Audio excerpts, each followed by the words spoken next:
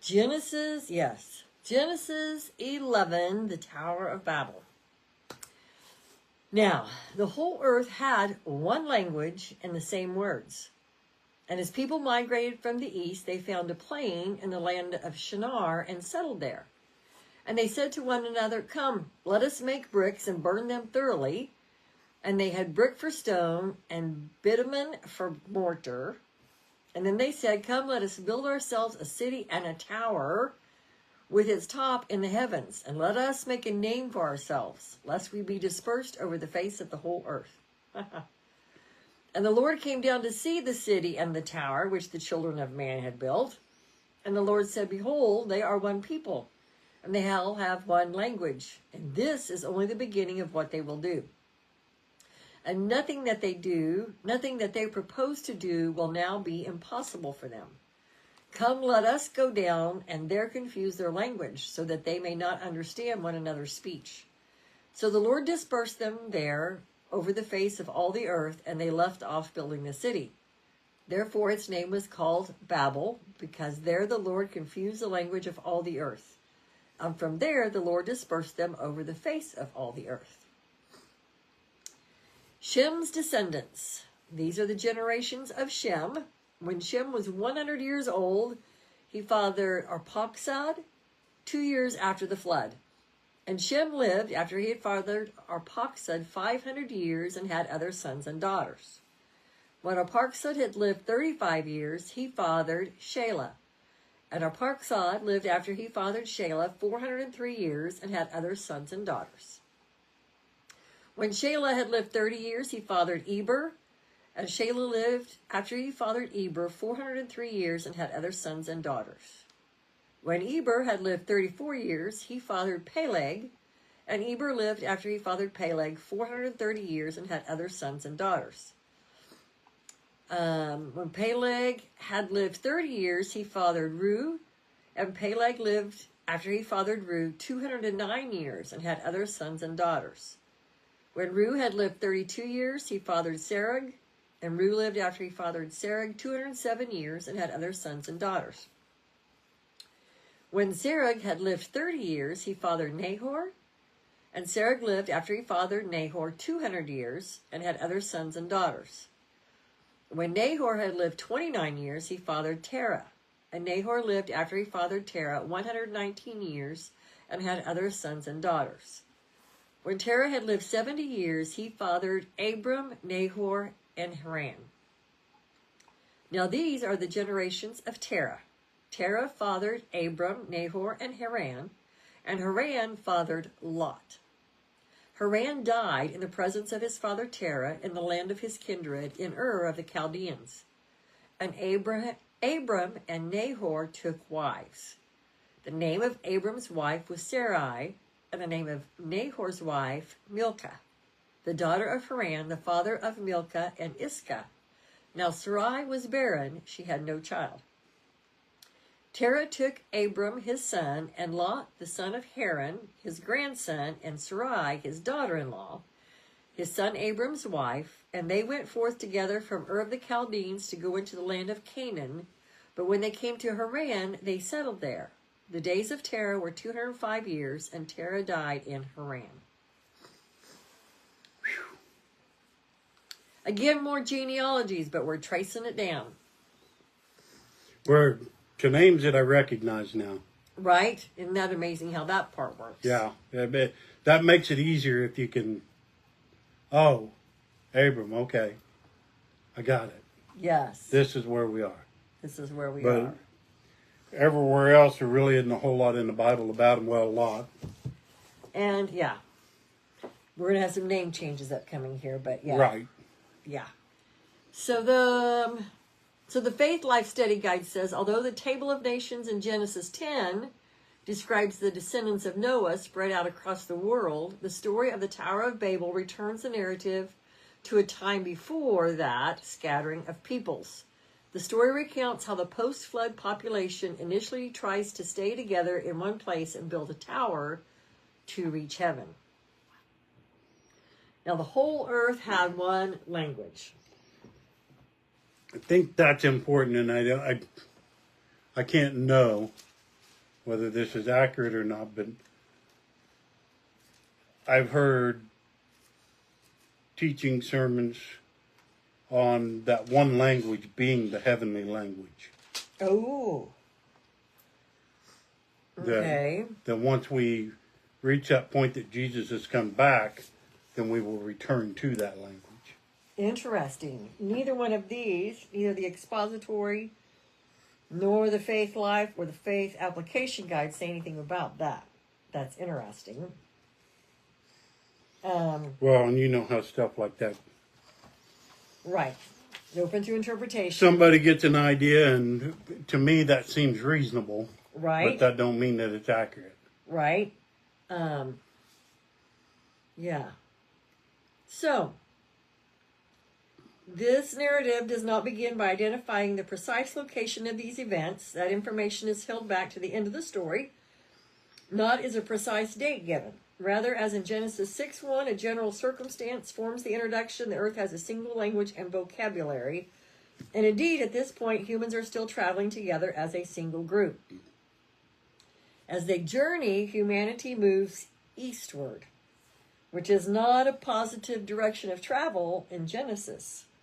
The Garden of Eden itself is in the east, yet when the man and woman are driven from the presence of the Lord, they settle in a land on the east side of the garden.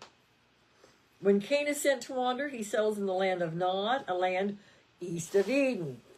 Similarly, when Lot separates from Abraham, coming up in chapter 13, coming up in chapter 13, and follows his eyes into a land like the garden of the Lord, the place where he heads is east. Interesting. In the Genesis narratives, when people go east, they leave the land of blessing, Eden and the promised land, and go to a land where their greatest hopes will turn to ruin, like Babylon and Sodom. Yeah. So, the whole earth had one language. You know, as a little girl, I don't remember where the first time I would have encountered that, but probably somebody from Mexico, wouldn't surprise me, who had come to our church like missionary type, but they had come to little old Mays, Kansas. And I remember them speaking a different language, like I had no comprehension of that. And I think that's the first time Mom and Dad shared the story of the Tower of Babel, like, how come they don't talk like we do? Okay. Kind of a thing. And for my little brain, that was, really? God could do that? God could make us all, why would he make us all where we can't understand each other? Well, at the time, it was way beyond my comprehension. But I remember, I have this very vague memory of, I can't understand what they're saying. And Mom and Dad talking about God caused us to speak different languages. Sorry, just my history part, because I think it's, of course, all he has to do is speak. I really think, right, all he has to do is speak. I really think it probably wasn't Spanish. It probably wasn't, but it's had. Because Spanish people coming over here to... I said missionary, probably more like a guest speaker. Right, but... Maybe somebody the church had sponsored, now that I say that. That's a possibility. And that could change that. Yeah. But I was thinking more of somebody who's been overseas And then come back over here to, not necessarily mission, but guest speakers. This is what it's like in other countries. Yeah. I don't remember anything. You guys are so fortunate. You should. Right. So, as people migrated from the east, they found a plain in the land of Shinar and settled there. And they say to one another, "Come, let us make bricks and burn them thoroughly." And they had brick for stone and bitumen for mortar. And they said, "Let us build ourselves a city and a tower with its top in the heavens. And let us make a name for ourselves, lest we be dispersed over the face of the whole earth." Were they prophesying over themselves right there off the get-go? No, unless we're going to be dispersed. I would say yes. But the first thing I see is pride. Well, and Let us make a name for ourselves. let us do it. There's no conferring. God, is this what you want us to do? God didn't. It's not noted that God said, "You go do this." It's the people saying. Well, if that Pride thing would have been noted the other direction, because God came in and said, "No, they're too smart for their own britches." Right. So the Life Application Guide says the Tower of Babel was a great human achievement, a wonder of the world, but it was a monument to the people themselves rather than to God. We may build monuments to ourselves: expensive clothes, a big fancy house, a beautiful car, an important job, to call attention to our achievements. These may not be wrong in themselves, but when we use them to give ourselves identity and self-worth, they take God's place in our lives. No. We are free to develop in many areas, but we are not free to think we have replaced God. What towers have you built in your life? That's a good question to ask oneself. In light of the little bit we just been through. That, your big houses, your fancy cars. Your job with the title. Your job with the title. That was a thing for me. It was. That's a good question. Just sit down and Ponder on, ruminate on, ponder on.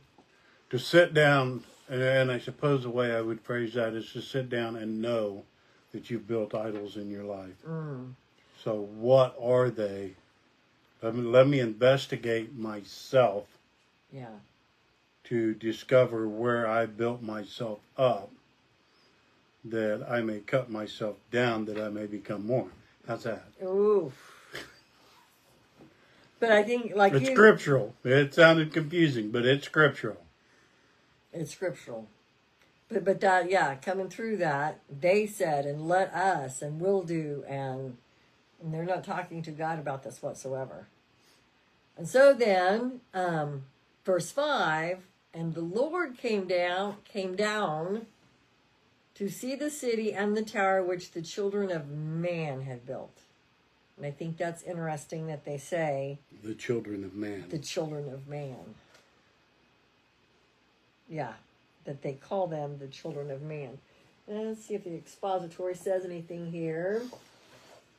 So the expository says, if the goal of the builders of Babel is to make their own way back to God, they fail miserably. They plan a tower so big that it will reach heaven, but the result is so small that God must come down to see it.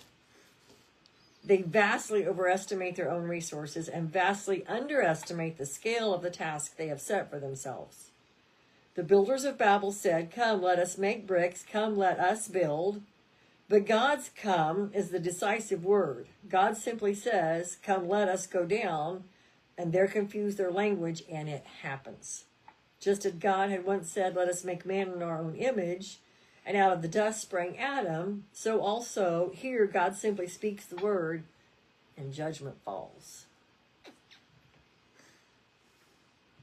God is not threatened or troubled by these human attempts to storm his residence. He's more amused at the impertinence of such a foolish enterprise. There is more than a hint of sarcasm in God's, nothing that they propose to do will now be impossible for them. I guess I didn't see that as sarcasm, but I can see that as sarcasm now, since they've clearly failed to achieve their more limited goals. They are, after all, merely Ben Hadaman, the children of Adam, mortal, in contrast to the all-powerful deity. Man may propose, but ultimately only God disposes, and here he will dispose of even a potential threat by scattering man and dividing his languages.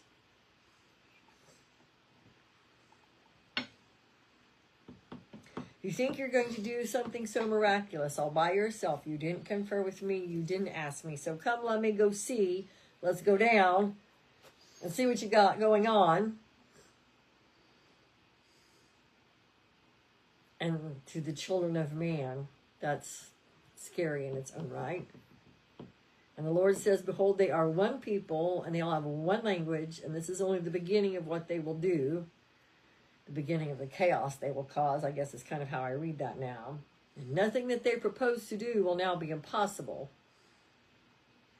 So let's go down and confuse their language so that they may not understand one another's speech. You want to build this huge tower, and it's not as big as you think that it is. It would be interesting to see how long that took to get to wherever they did get to. What I find more interesting is the confusion of the language so they can't communicate. And even now, American communicating with American, me communicating with you, can get torn so far apart from what I'm trying to say to what you hear. Mm.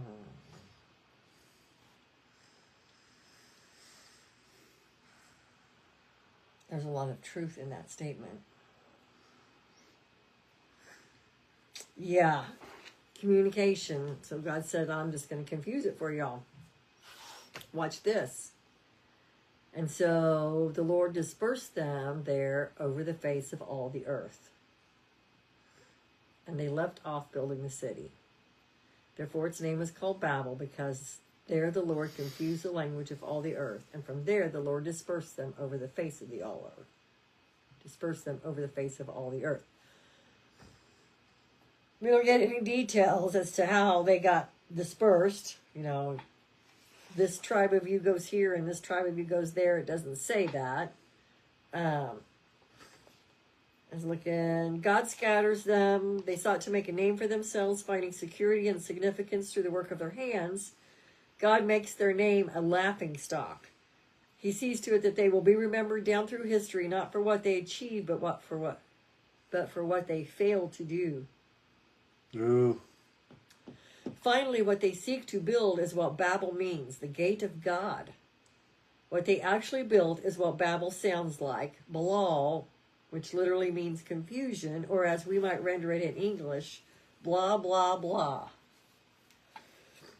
Finally, we should not miss the polemic against Babylonia ideology here. The Babylonians proclaimed that their city was as old as the earth itself, having been established by the gods and then rebuilt after the flood. The biblical text, however, affirms Babylon as a relatively late comer to the world, established by mere mortals who fail utterly in their designs.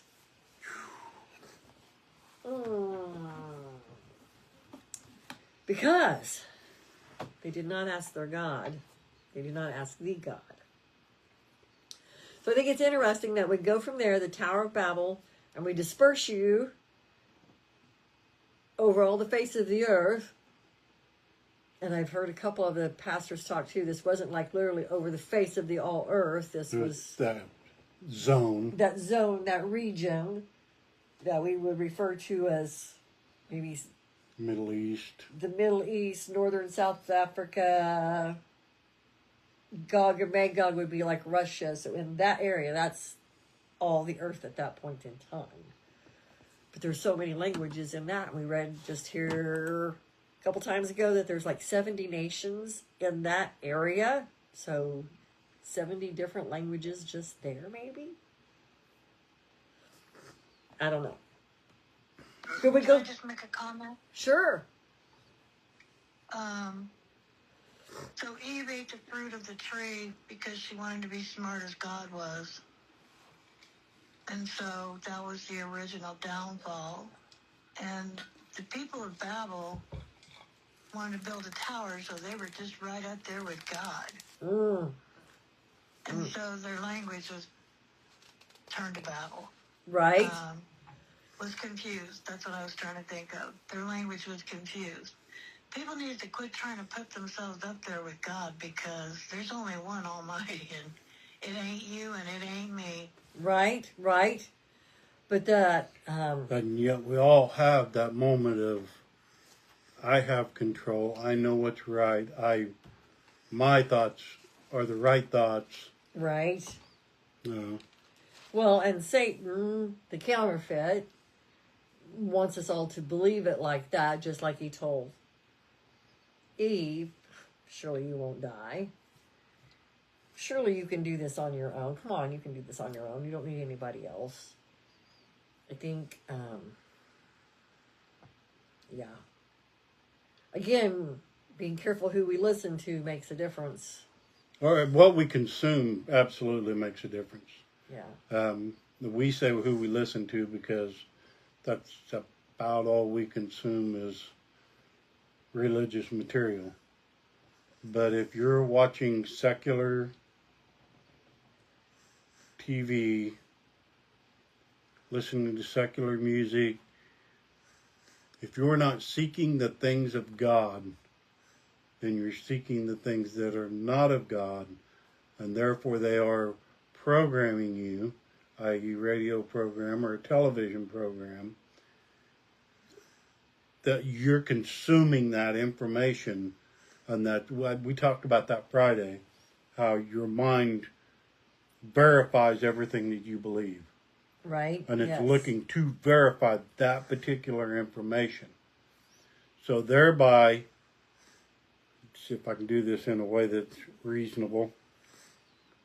You're in a situation and somebody says something and you have a belief system.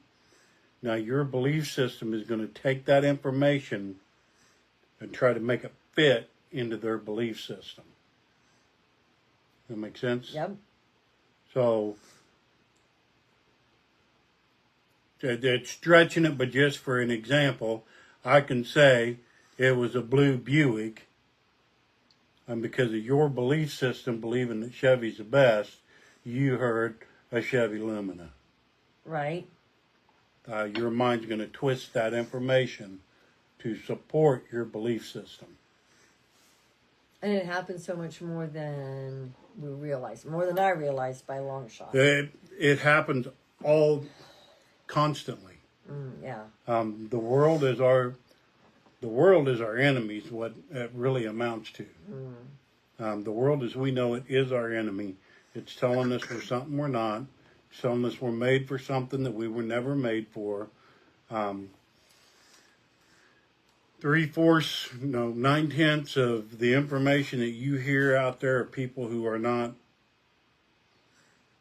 I don't even know how to say it, because a lot of them are Christian people, and they're still saying things that are worldly in nature. And I think that's what, go ahead. Innocently, even. Do what?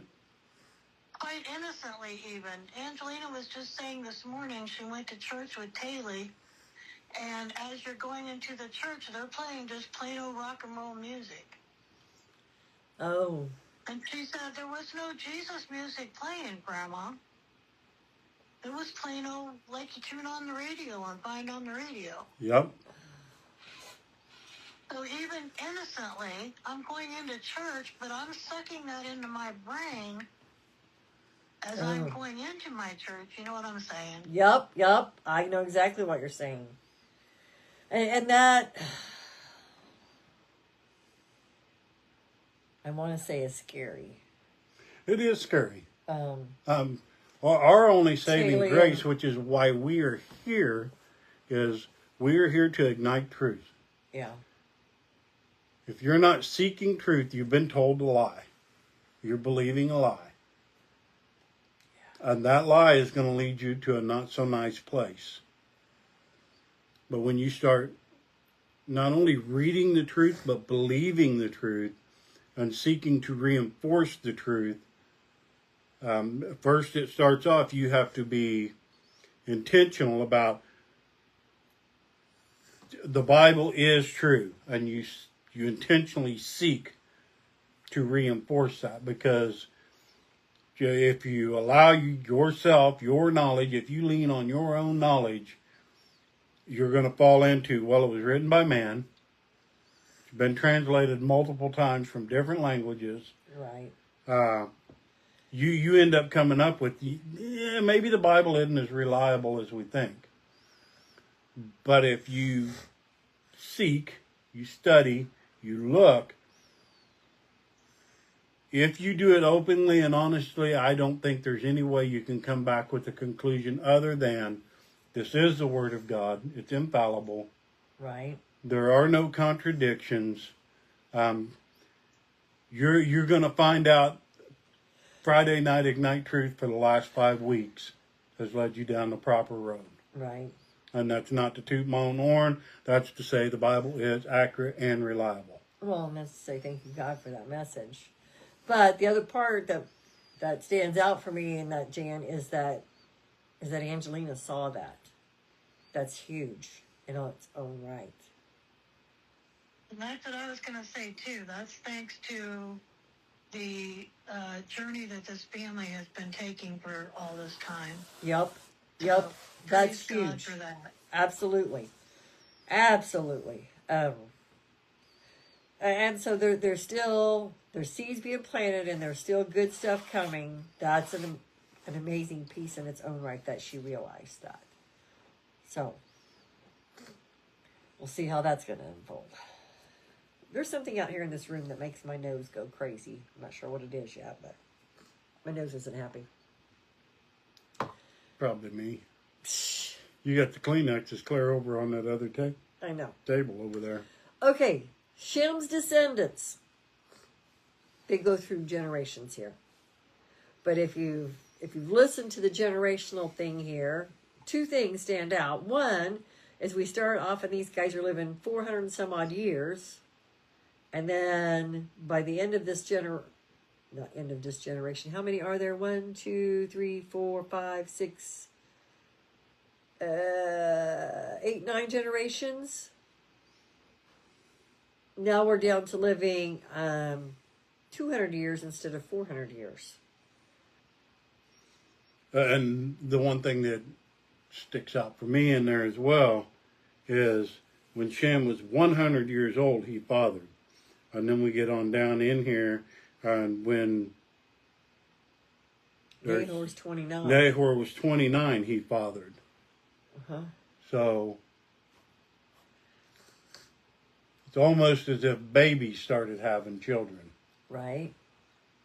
Now, there's got to be something there, and I haven't researched that particular part of it, but Jesus didn't start his ministry till he was 30 years old. You know, in our society, we say that, depending on what you're doing, but that 18 is a legal adult. But Was that closer to 30 in this? In the Jewish culture, I think you had to be 30 years old before you could be a rabbi. Okay. I think. I just wondered if there was something about the age, you know, like my parents would have been like, not till you're 18. Just we like told our kids not till you're 18.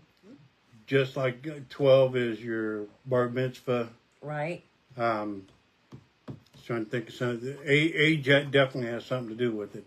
By the age of 8, you have to learn the first 5 books of the Torah by heart. Right. Things like that. Right. I think that your ability to preach falls under that, and I think it's 30 years old. So I wonder if that kind of goes with like a marriage thing there. I just find it interesting that, one, that our age, the duration is almost cut in half. And, yeah, how old they are as they're fathering children. You'd say really more than half, because it's 32 years old and lived Shem lived 270 years after his sons and daughters. So 239 years old, where Moses would have been right at 900 by the time he passed. No, Moses isn't that old. They didn't, by that point in time, they're not living as long still yet, too. I don't know. Because Moses was 600 when he started building the ark. Noah. No. I see where you're at. Noah. Sorry, my bad. No, Noah, yes, was 600 years old when he started building the ark. And yes, he's 900 something when he dies. When he dies. Yeah. So we've already we're Less only than living half. a quarter of the 25% as long. Yeah, as we were. Which I still believe that the flood and the way the flood came, that the earth cracked open. It had an effect on that. I think that's probably when oxygen levels really dropped off. Gravitational pull probably dropped off at that point. Right. I was seeing if there's any information extra here that I should be checking out here.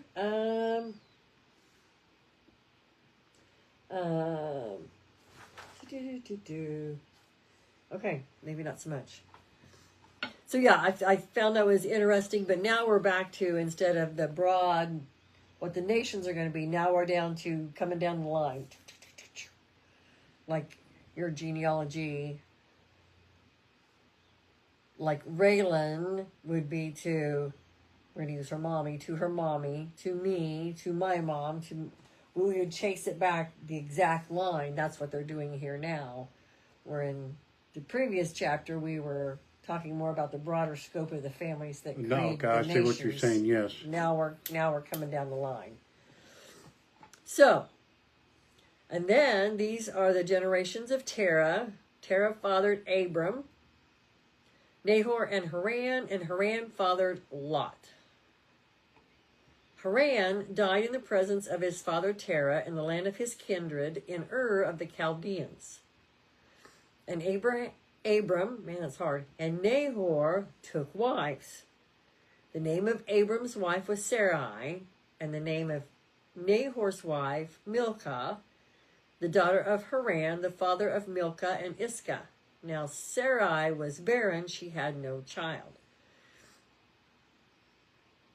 Terah took Abram, his son, and Lot, the son of Haran, so it had been his nephew, the son of Haran, his grandson, and Sarai, his daughter-in-law, his son Abram's wife, and they went forth together from Ur of the Chaldeans to go into the land of Canaan. But when they came to Haran, they settled there. And the days of Terah were 205 years, and he died in Haran. So now we've cut it in half again. But why did they only go part way? That's what I hear in that particular part of it. They only went part way. Well, and we don't see any counsel of the Lord in any of this. We don't. So the Life Application Guide says, for verses 27 and 28, Abram grew up in Ur of the Chaldeans, an important city in the ancient world. Archaeologists have discovered evidence of a flourishing civilization there in Abram's day. The city carried on an extensive trade with its neighbors and had a ziggurat, a temple, and a palace. Growing up in Ur, Abram was probably well educated. Terah left Ur to go to Canaan, but settled in Haran instead.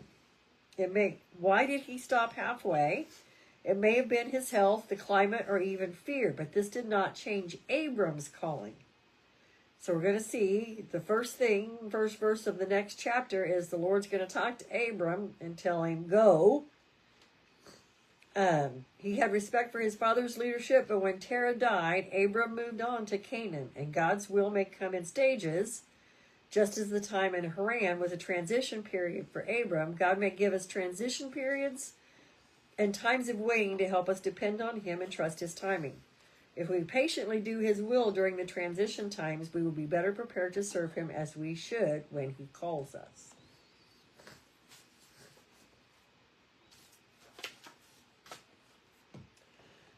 There's that waiting piece, though. I'm just saying. There's that piece. What are you saying?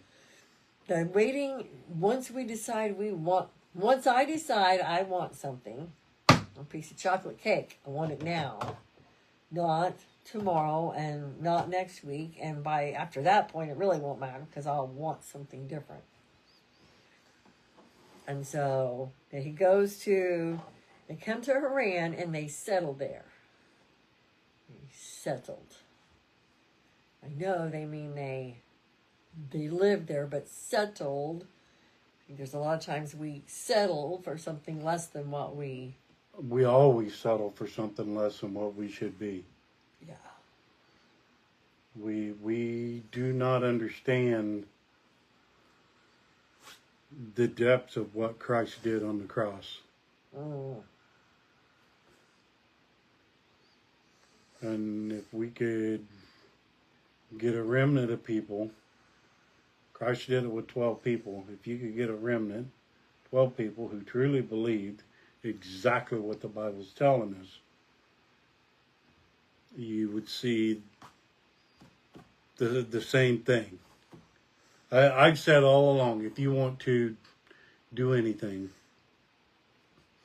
let's say you want to be a billionaire president, you go and you watch and look at President Trump and everything he's done in his life, and you mimic exactly what he done.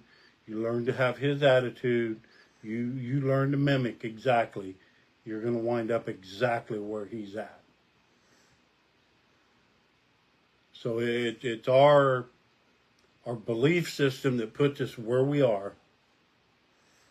We want to get upset because the world just ain't going our way. The world's against us, this, that, one thing, and another. The truth is, your belief system has you anchored exactly where your belief system will hold you. You can argue your belief system all day long and say, I don't believe that.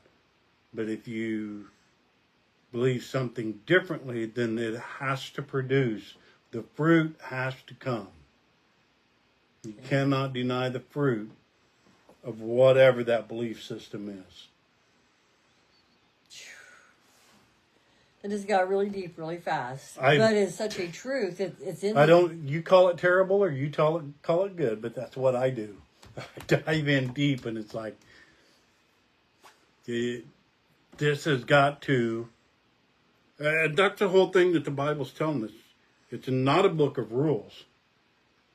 It's a book of, if you will follow my guidelines, right. I know the plans I have for you, the plans to prosper you. Yeah. If you will follow the guidelines laid out in the Bible, the things that will happen in and around you will be absolutely remarkable. Right. The problem is we've been raised in a world, raised with a lie. We believe that lie, and now we're fighting against that lie to step into the truth. And that really is the challenge, is what you have known your whole life, believed to be true. And that's why God tells us, do not lean on your own understanding. Our own understanding will lead us in the wrong direction. Well, and that was so earth-shattering when we started cracking the surface on not just our biblical belief system, on our biblical belief system that affected our whole worldview. Our whole worldview. And to think that what you've believed your whole life, then what you knew to be true. I know this to be a fact. Was not. That was earth-shattering. And that's probably the greatest thing that happened to us, is that realization is that we're fallible. Yeah. We not only can be wrong, we're wrong about most everything we believe. It was humbling, and yet made me mad that you spent all this time. But like we're going to see as we go through the generations here in the Old Testament, God is patient and kind with us and leads and guides. And sometimes he has to let us fall down lots of times. He won't force us to do anything. Nope. That's not his nature. Nope. His nature is to love us. I will let you do what you choose to do. But if you will read my word, seek my face, I will prosper you. Yeah. We're not talking about monetarily. It might be monetarily, but we're just talking that your life will be blessed. Yeah. Yes. Probably more than likely, if your mind goes straight to money when we say that, you're in about the same boat we were in. And that whole financial dependency, I would love to pray that God would crush that for you because I know what that means. But you would find so much frustration in me praying that over you that you might not ever listen to the rest of the Word of God. So I won't pray that over you, but that was the biggest blessing we have received, is to be crushed financially. Yep. And we were just getting to where we had that financial part figured out. We're clicking. We were letting her rip, Tater Chip. We had, yeah. That went off down a deep rabbit hole pretty quick there too, but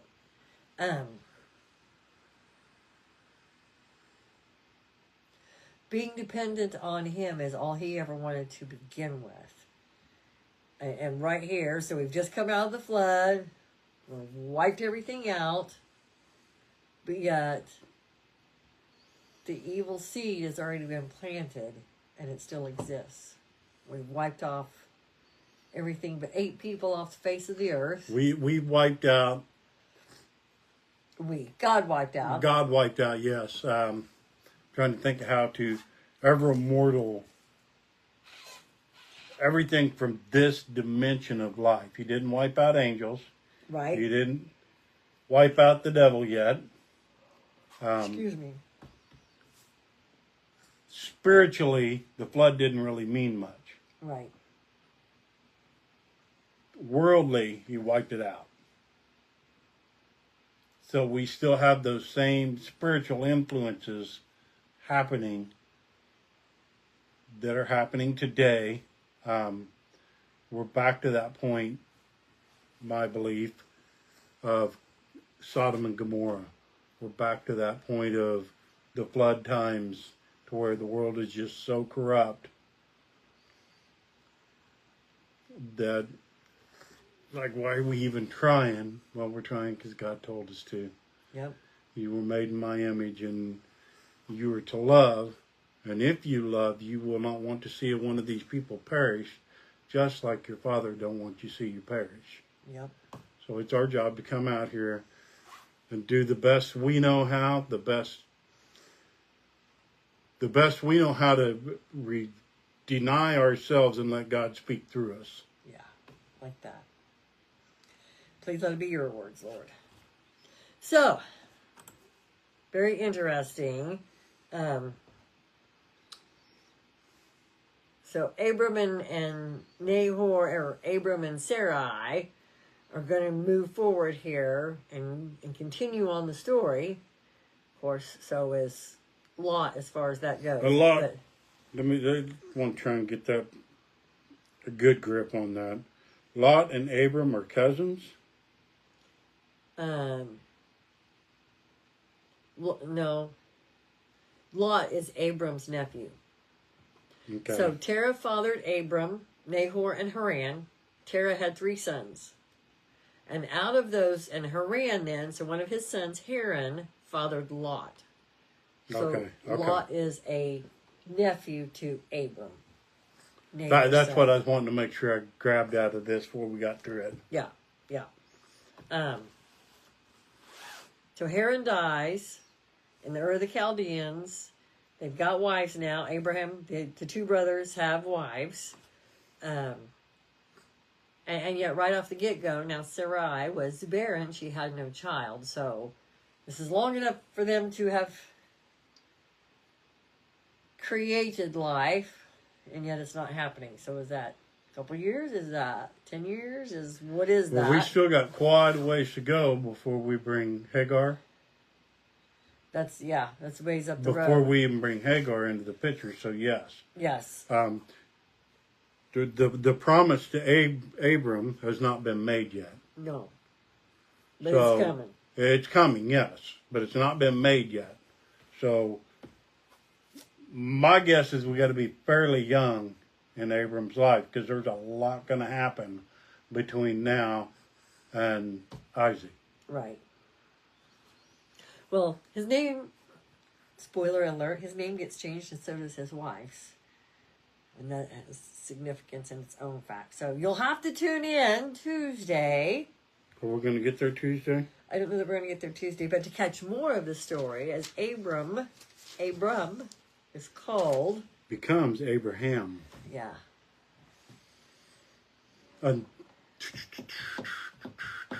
Is that because of his faithfulness to God that he becomes Abraham?